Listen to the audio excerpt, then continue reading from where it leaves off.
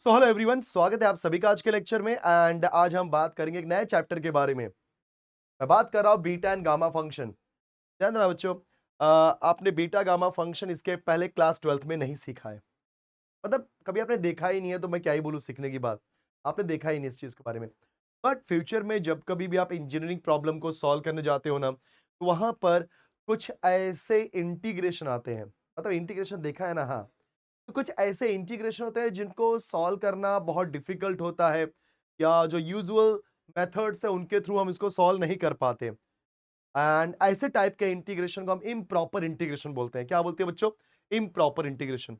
मतलब उसको हम नॉर्मल मेथड या यूजुअल मेथड्स जिसका हमने यूज अभी तक किया हुआ है उसके थ्रू सॉल्व नहीं कर पा रहे हैं। तो कैसे सॉल्व करें? यस, तो गाइस, इस जो हमारे इम्प्रॉपर इंटीग्रेशंस होते हैं जो कभी भी आ सकते हैं, मतलब इंजीनियरिंग प्रॉब्लम को सॉल्व करते समय कहीं पर भी आके बैठ सकते हैं कि ऐसा कुछ हो गया तो कैसे निकालोगे इंटीग्रेशन। तो बच्चों, ऐसे इम्प्रॉपर इंटीग्रेशन को हैंडल करने के लिए हमेशा रखना यहाँ पे एक कॉन्सेप्ट, इसको हम बोलते हैं beta and gamma function. Beta and gamma function बहुत अच्छा चैप्टर है, मजेदार चैप्टर है। आप मेरे से ये चीज सीखोगे ना, ऑटोमेटिकली मैं आपको एक बहुत क्लियर कर बता रहा हूँ। इतने आसान बना दूंगा ना, क्वेश्चन देखते ही आपको समझ आ जाएगा कि हाँ, इस क्वेश्चन को कैसे सॉल्व करना है बच्चों। ज्यादा यहाँ टाइम पास नहीं करूंगा, कट टू कट जाऊंगा। मेरा मेन कॉन्सेप्ट है आपको जितना ज्यादा डिटेल में चीजों को एक्सप्लेन करूँ उतना अच्छा है। राइट। हो सकता है कि मैं आपको मस्ती मजाक भी करूं, लेकिन मैं चाहता हूं कि आप इस बात को समझे कि मैं बोलना क्या चाह रहा हूं उस कॉन्सेप्ट के, और मेरी हर बात को सुनो, हर बात को समझने की कोशिश करो सर क्या बोल रहे हैं। राइट बच्चों, आपको पूरा चैप्टर कहीं और से पढ़ने की जरूरत ही नहीं पड़ेगी। तो बीटा एंड गामा फंक्शंस ये ऐसे फंक्शंस होते हैं जो कभी भी इम्प्रॉपर इंटीग्रेशंस को सॉल्व करते हैं। चलो उसमें से एग्जांपल लेता हूं मैं। अच्छा, एग्जांपल लेने से पहले जो मैं आज कॉन्सेप्ट सिखाने वाला हूं बच्चों, वो कॉन्सेप्ट है आपका, जी हाँ, मैं बात कर रहा हूं गामा फंक्शन के बारे में। तो पहले हम क्या करेंगे, गामा फंक्शन को सीखेंगे, के बाद हम सीखेंगे बीटा फंक्शन। पहले गामा फंक्शन को सीख लेते हैं। Let's define some gamma function की। मान लो बच्चों, मेरे पास n है, एंड n की वैल्यू क्या है, ग्रेटर देन जीरो। यहाँ पे n की वैल्यू क्या है, ग्रेटर देन जीरो। मतलब n की वैल्यू जीरो नहीं हो सकती और माइनस में नहीं हो सकती। It can not be negative, right, and can not be zero. ना ही जीरो होगा और ना ही it is neither zero nor negative number. Positive integers, in short क्या बोल सकते हैं इसको हम लोग, पॉजिटिव इंटीजर। कंफ्यूज जरा भी नहीं होना। सबको पता है इंटीजर क्या होता है, जीरो होता है, वन होता है, टू होता है, थ्री होता है, फोर होता है, फाइव होता है, सिक्स होता है, seven, eight, nine, infinity, minus one, minus two, minus three, infinity. Yes. तो उसमें से सिर्फ और सिर्फ पॉजिटिव इंटीजर्स ही लेना है। मतलब कैसा, अगर इंटीजर बोलूंगा तो one two three dot dot dot, minus one, minus to, dot dot dot. कहने का मतलब मैंने बोल दिया पॉजिटिव इंटीजर्स, तो इन्हीं नंबर को लूंगा, इसको और इसको नहीं लूंगा, नेगेटिव एंड जीरो को नहीं लूंगा। ठीक है, चलो। फ्रैक्शन भी आता है, जस्ट रिलैक्स। कई लोग बोलेंगे सर फ्रैक्शन नहीं आता क्या? आएगा, फ्रैक्शन भी आएगा, लेकिन उसको हम अलग वे से हैंडल करेंगे, तो कंफ्यूज मत होना। लेकिन जो फॉर्मूला बना है बच्चों, हमारा फॉर्मूला किसके लिए बना हुआ है, पॉजिटिव इंटीजर्स के लिए। तो फॉर्मूला क्या होता है गामा फंक्शन का, कि integration from zero to infinity e raised to minus x, fix है। e stands for your exponential and minus x, x is your variable, वो माइनस में ही होना चाहिए। बोलते हैं ना इंसान ऐसा दिखता है, थोड़ा सा अगर गॉड ने स्ट्रक्चर चेंज कर दिया, आप उसको इंसान बोलोगे नहीं, कुछ और बोलोगे, एलियन बोलने लगोगे। वैसे ही ये जो गामा फंक्शन है, गामा फंक्शन का स्ट्रक्चर एक कॉन्सेप्ट वैसे दिखता है, which is what, e raise to minus x. फिर क्या होता है स्टूडेंट्स, वेरिएबल x होता है, उसके पावर में होता है n minus one, and with respect to x। तो ये जो टाइप का इंटीग्रेशन है, which is e raised to minus x and x raised to minus n minus 1, this is something called as improper integration. We cannot calculate the integration of these functions easily, simple way से नहीं निकाल सकते। So for that we are having two functions. The first one is your beta function, the second one is your gamma function. But today we are learning gamma functions. So gamma functions क्या होता है उसके बारे में discuss कर रहा हूँ।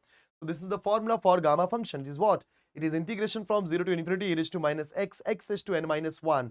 Guys, these are the things which is fixed. E raised to minus x ही होना चाहिए।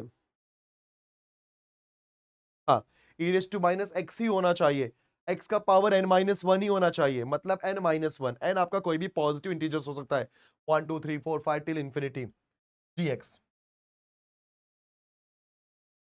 तो इसका जो फॉर्मूला होता है, इसकी जो वैल्यू होती है डायरेक्टली, मतलब इतना सिंप्लीफाई करने मत जाओ, गामा फंक्शन ने इसके लिए एक फॉर्मूला दिया, एक वैल्यू दिया है, it is what gamma function. हमें ध्यान देना, ये जो सिंबल सिंबल बनाया बच्चों, सिंबल बोल रहा था, इट इज व्हाट सिंबल, जो सिंबल मैंने ड्रॉ किया भाई, this symbol is known as gamma function का symbol.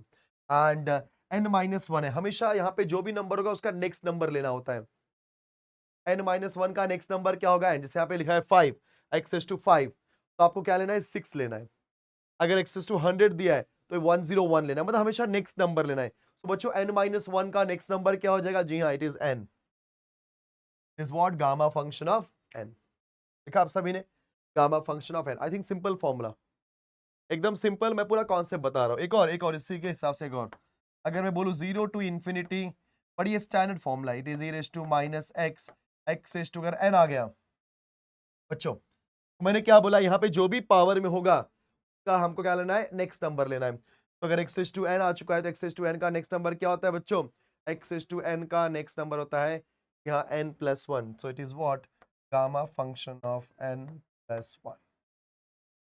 Clear? So I hope कि ये फॉर्मूला सभी को समझ में आ गया, राइट? अब मैं आपको इसके अंदर बताने वाला हूँ कुछ ऐसे स्टैंडर्ड वैल्यूज जो आपको याद होना चाहिए, एंड कुछ ऐसी प्रॉपर्टीज जो आपको पता होनी चाहिए। क्या बच्चों? तो देखते हैं बच्चों वो प्रॉपर्टीज क्या है, एक एक करके। क्या देखो सभी लोग, मैंने कुछ प्रॉपर्टीज आपको दी हुई हैं, सबका ध्यान यहाँ पे। तो बच्चों पहली प्रॉपर्टी क्या है, gamma function of one, it is always equal to one. बच्चों gamma function of one, obviously बात है, गामा फंक्शन ऑफ वन क्या होता है, it is always equal to one.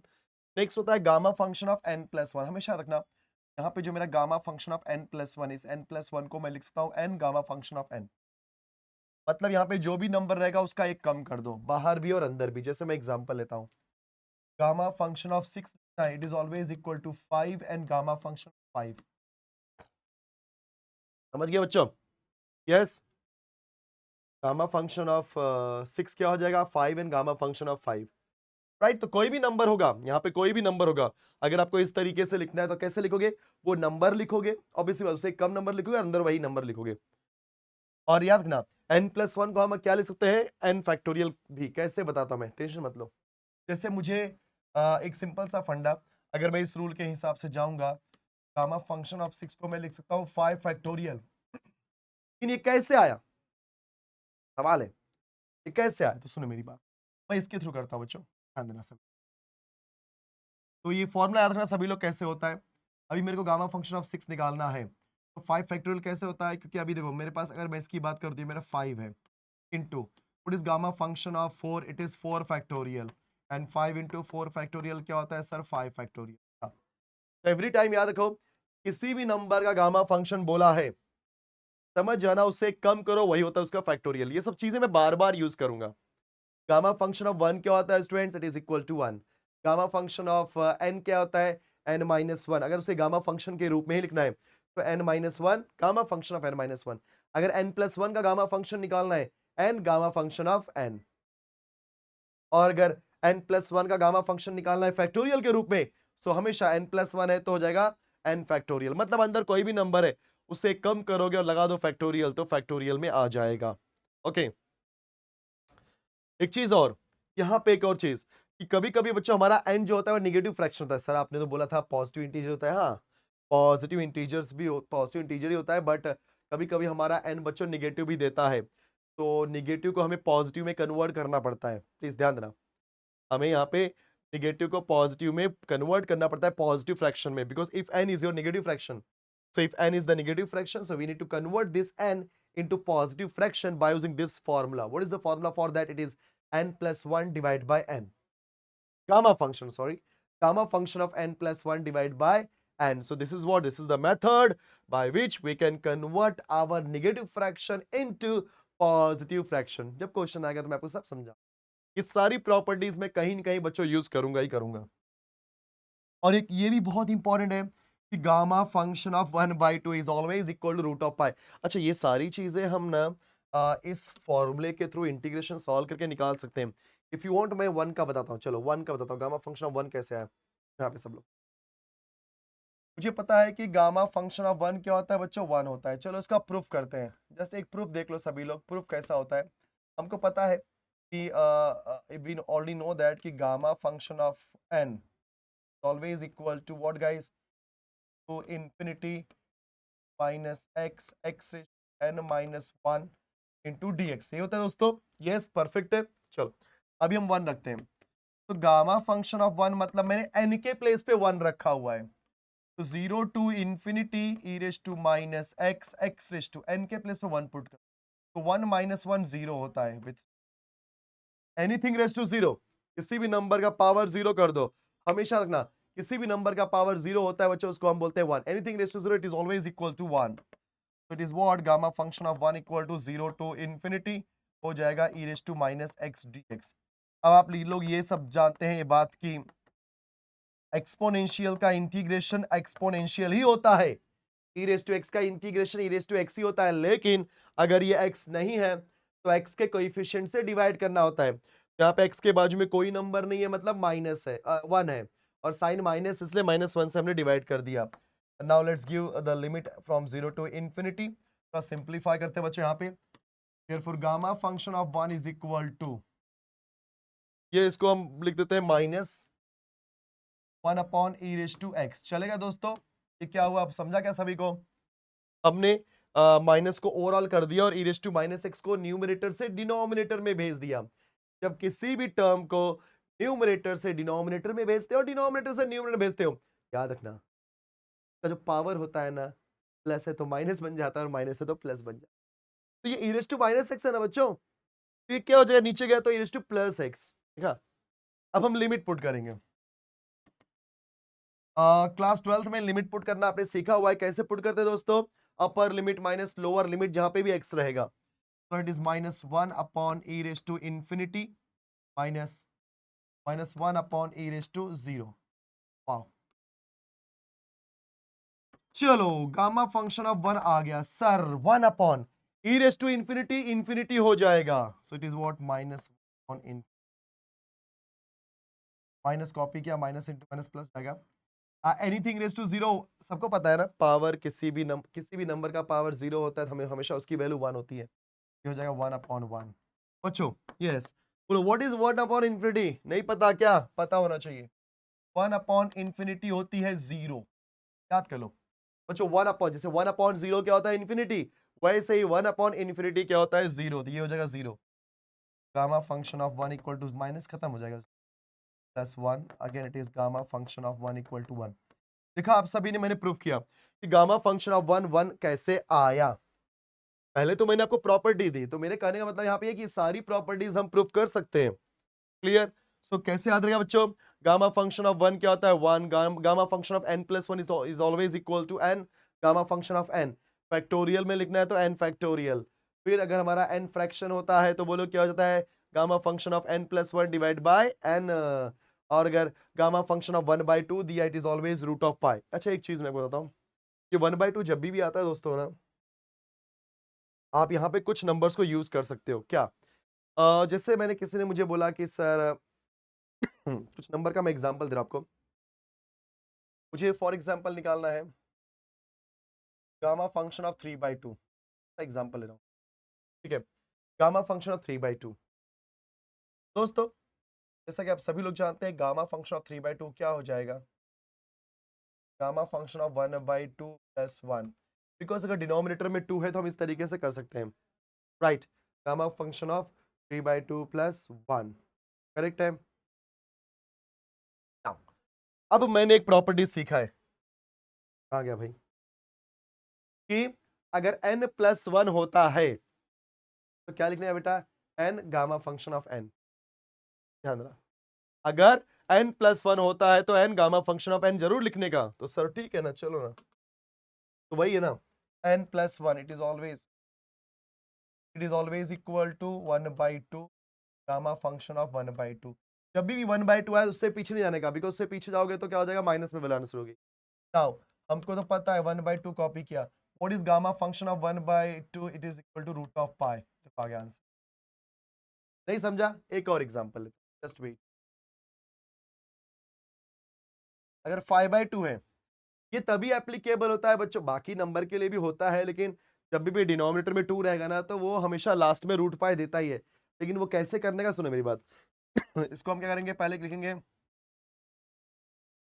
Because 5/2 है तो उसका नेक्स्ट क्या हो जाएगा 3/2, बिकॉज हमेशा ऑड नंबर लो, 3 2 1 ऐसा, 1 3 10 ऐसा कर लो, 5 1 3 5 7, 3/2 प्लस 1 चेक करो ना, 2 1 2 2 प्लस 3 5, 5/2 आता है।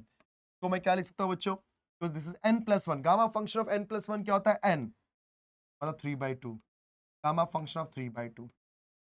बट अंदर अगर गामा फंक्शन ऑफ 1/2 रहेगा तभी रूट पाया जाता है, मतलब जब तक 1/2 गामा फंक्शन का ना आ जाए तब तक आपको एक्सपांड करते रहना है। नाउ 3/2 कॉपी किया, इन 3/2 को हम लिख सकते हैं 1/2 प्लस 1, चलेगा? चलेगा बच्चों? Yes, is always. समझो जरा, कॉन्सेप्ट समझो, क्योंकि जब मैं बड़े बड़े सम्स कराऊंगा ना तब आपको ये सब यूज होगा। नाउ n+1 क्या होता है सर, n मतलब जी हाँ 1/2, अगेन n, नहीं करने का ना, ये क्या हो जाएगा sir, 3 2 3 2 2 2 4, 3 1 3 2 2 4, and this is called root of pi. तो मुझे यहाँ पे क्या समझा, बात समझो, अगर ये 5/2 दिया है, एकदम लास्ट में आते हैं, डायरेक्टली करता हूं, अगर ये 5/2 है तो 5/2 से कम किया तो 3/2, फिर 1/2, जैसे ही 1/2 है अंदर 1/2 लेके छोड़ दो। तो एक एग्जांपल लेता हूं डायरेक्टली, जो मैं बताया आपको, कैसा समझाता हूं। अब ये 7/2 है ना, तो डायरेक्टली ये सब पूरा प्रोसेस करने के पीछे मत भागो, स्मार्ट वर्ड। अभी क्या मैंने आपको पूरा मेथड बताया, अब शॉर्टकट तरीका क्या है, 7/2 है ना बच्चों, 7/2 से कम करो सर 5/2, बिकॉज दो का गैप लेना है अपने को। 5/2 से कम करो सर 3/2, वेरी नाइस।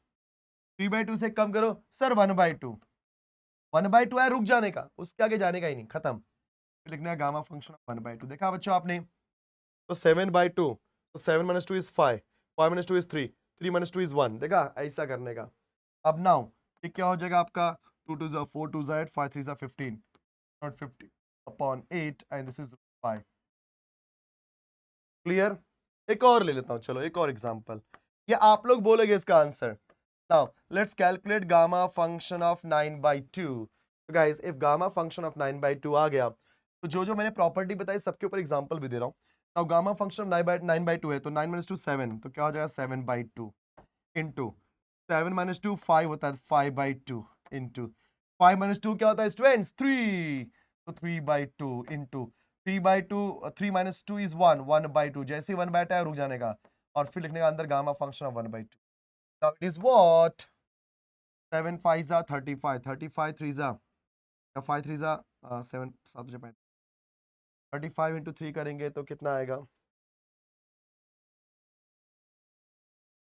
105, 2 ज़ा 4, 2 ज़ा 8, 2 ज़ा 16, और ये जगह रूट पाए, देखा बच्चों आपने? तो 105 डिवाइड बाय 16 इंटू रूट पाई।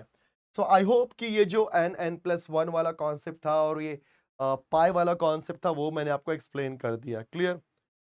तो जहां तक मुझे लगता है कि आपको बेसिक फंडा क्लियर हो गया बच्चों कि एग्जैक्टली गामा फंक्शन क्या होता है। मैं आपको अभी गामा फंक्शन ही पूरा सिखा रहा हूँ।